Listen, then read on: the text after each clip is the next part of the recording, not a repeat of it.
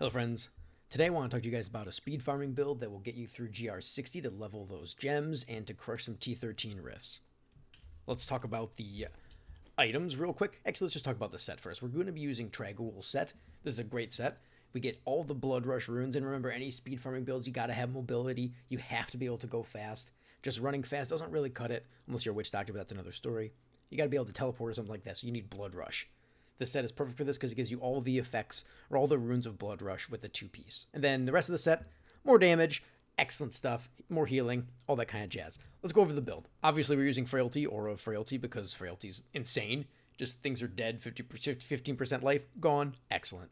Using corpse explosion, final embrace. The final embrace aspect is important because it has to cost life, because that's how you proc trag'oul's 6-piece. So, and they make these cool little creepy spider thingies that crawl and explode. It's fantastic. Using Land of the Dead, this will give you unlimited corpses. The cooldown's going to be up constantly. We'll talk about it in a moment. Blood Rush, doesn't matter what rune you pick because you get all of them because of the trag'oul set. Command Golem, Flesh Golem, this is for when, Land of the Dead's off cooldown, you need some corpses, there's nothing around, plop it on the ground, start blowing stuff up. Bone Armor, this adds a little stun, a little survivability. It's just a nice combo here. For passive skills, we got Dark Reaping. This is excellent. You get a lot of life per kill. You need that life. You're going to rip through your hit points constantly. It's actually kind of exciting because you're living a little bit on the edge with this. Final Service, in case you do, make a mistake and die. No big deal. So then we got Draw Life. This works really well with the Molten Wildebeest Gizzard gem, the legendary gem, which we'll talk about, because it just pumps your life regeneration a lot per enemy within 20 yards. There's always enemies around you. Works well. And Blood is Power. This is crucial to the build. So after you lose 100% of your maximum life, all abilities are reduced by 20%. This, you rip through your life so fast that even 2-minute cooldown abilities like this are going to be, almost always available for you to use every other elite pack. So let's talk about the items here. Like I said, we're using the trag'oul set. The helm, you just want vitality, crit chance, great, excellent. For shoulders, vitality, intelligence, cooldown, corpse explosion damage, armor, anything you like there works well. You'll notice that I have a ton of cooldown reduction, 45%. You still, even though you have the reduced, you just want cooldown reduction because let's say you don't kill an elite pack, you want to be able to blood rush as much as possible still, or something goes wrong, you want to have command golem up all the time, So cooldown reduction is still important even though you have the blood is power passive. We're using the Johnstone amulet. This is excellent with Land of the Dead because it just makes everything doing more damage. Things are just blowing up all over the place, building up stacks. This is a really nasty one. You'll see it has armor. Ugh. That should be crit chance. It could be, ideally, you'd probably want 20% physical, crit damage, crit chance, socket. And much higher than 168%. You can see that gets to 200. So this is pretty abysmal. That's how it goes. The beginning of the season. Armor, or the chest. You'd probably be better off with, instead of life percent, maybe armor. I'm just trying it out right now. Doesn't much matter.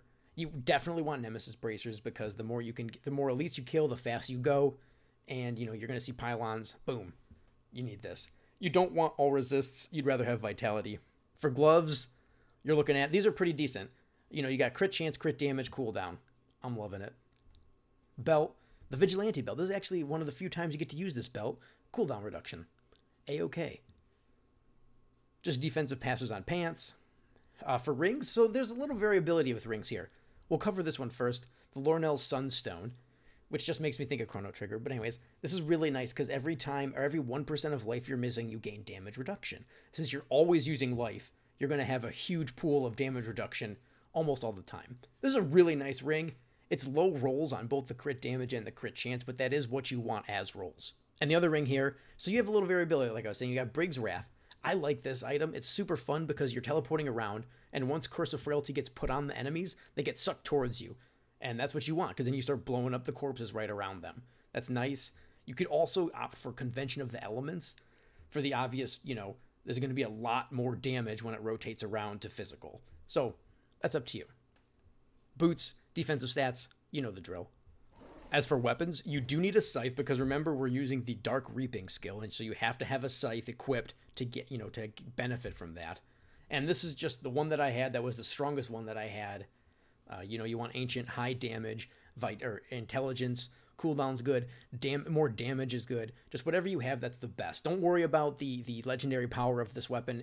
is irrelevant for this. As you'll notice in my offhand, I'm just using this skull shield. It's ancient. It's what I had. It gives crit damage, gives cooldown, damage to elites. That's nice. You could also opt for just any of the phylacteries. You'll notice this gives a 20% damage increase because it has the damage range at the top, which shields cannot roll with.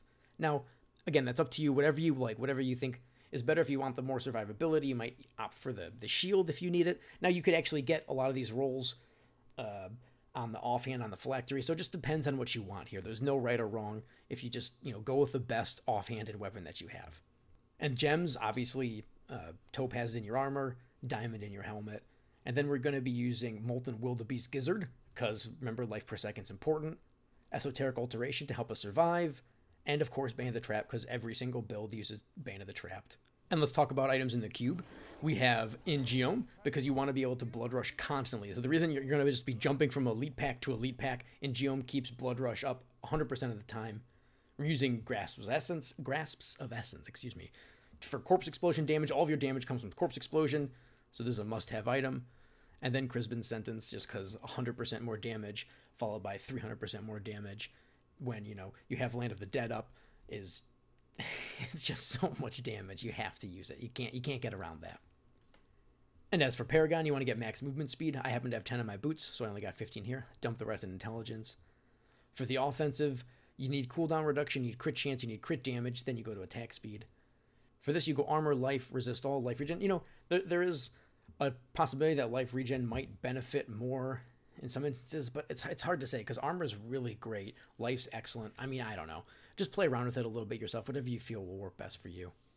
And then area damage, resource cost reduction, life per hit, and then gold find if you want gold find. So in the clip you're about to see, this is a Greater Rift 60, and we're just going to face roll through it. There's some mistakes made a little bit here and there, but overall the build's a lot of fun to play, and you should have no problem leveling up those gems. There's going to be a little bit of a learning curve. Like the first rift you do, you might die a whole bunch and be like, wow, this build's just garbage. But just give it time. Give it a couple minutes, feel it out for, 20 minutes, 15 minutes. Just 2 rifts even. Just give it 10 minutes.